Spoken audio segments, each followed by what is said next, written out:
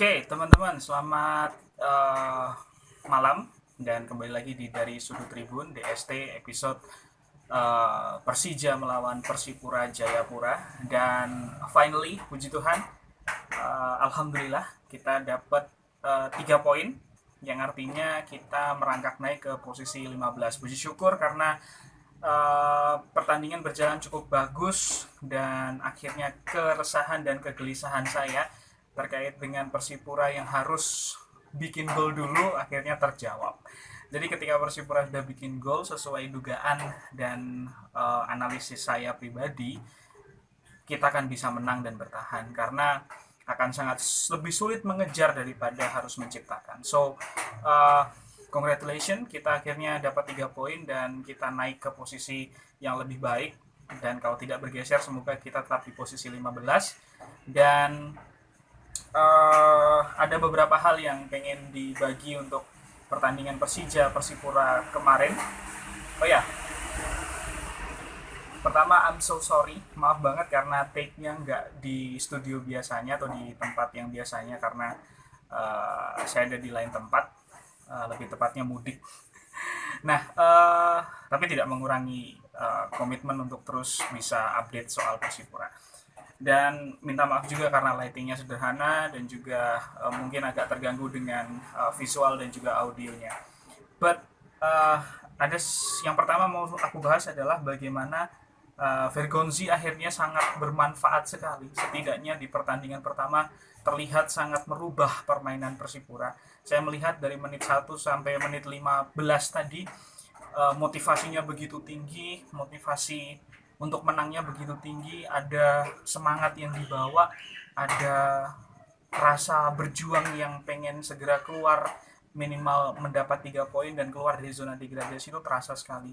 Masuknya Vergonzi memberikan kepercayaan diri pemain belakang, tengah dan depan bahkan kiper juga untuk kemudian mereka punya rasa untuk apa ya, lepas segera dari zona degradasi. Optimisme muncul sekali di skuad Persipura tadi, terutama di babak pertama secara keseluruhan. Vergonzi sangat memberikan pengaruh yang besar dan tadi menarik ketika Vergonzi dan Yeven ditaruh depan. Yeven lebih ke sayap atau ke second striker, sementara disokongnya oleh Gunan Sarmandoen dan juga Fernando Pahabol. Kredit paling tinggi untuk Takuya Matsunaga dan ketenangan dari kakak Nelson Alom yang kemarin sempat saya kritik juga di video sebelumnya. Mereka sama-sama tenang, enjoy mainnya. Saya jadi teringat kembali Persipura seharusnya bermain seperti yang kita lihat sekarang. Bola-bola pendek, bawah tenang, kemudian tahu alur, tidak bingung, tidak kemudian langsung minta mana pemainku, mana temanku, aku harus umpan kemana, tidak seperti itu lagi, tapi sangat tertata rapi sekali, enjoy permainannya, di luar dari kemudian hasil harus 2-1, seharusnya kita bisa lebih dari itu, mengingat kita surplus pemain ya. Dan yang kedua adalah bagaimana kemudian Yeven perannya kemudian bergeser menjadi second striker dan kadang-kadang main di sayap. Yeven tuh sebenarnya bagus ketika mungkin di Persipura dia harus dapat tempat dan posisi yang bagus ya. Ini membuktikan kalau dia sangat efektif tadi dengan 1 gol dan juga membuka ruangnya juga bagus. Di video sebelumnya saya bilang Yeven out, tapi di video kali ini bukan meralat ya, tapi lebih tepatnya kalau akhirnya coach Angel Alfredo Vera mampu menemukan formula yang pas untuk Yeven, semoga dia bisa berkembang. Tapi 1 gol belum cukup dan belum membuktikan apa-apa. Mari kita lihat pertandingan-pertandingan selanjutnya.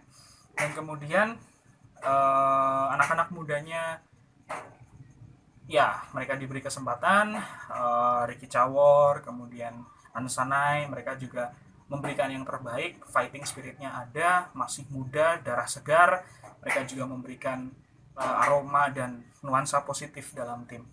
Oke, sekarang kritiknya adalah menit 60 ke atas Persipura seperti merasa sudah cukup. Entah ini arahnya ke hati-hati atau lebih kepada kayaknya kita menang 2-0 aja deh. Itu yang sedikit berbahaya. Atau yang ketiga mungkin kelelahan. Tapi yang jelas ini tidak bisa terus dipelihara ya, kebiasaan seperti ini, karena menang 2-0, 3-0, 4-0 tidak akan pernah cukup. sampai kemudian peluit terakhir ditiup. Karena kita tidak pernah tahu, dibuktikan Persija yang berhasil uh, mengeluarkan atau menghasilkan gol di menit akhir. Itu artinya bahwa menang 2-0 tidak akan pernah cukup, 3-0, 4-0 tidak akan pernah cukup.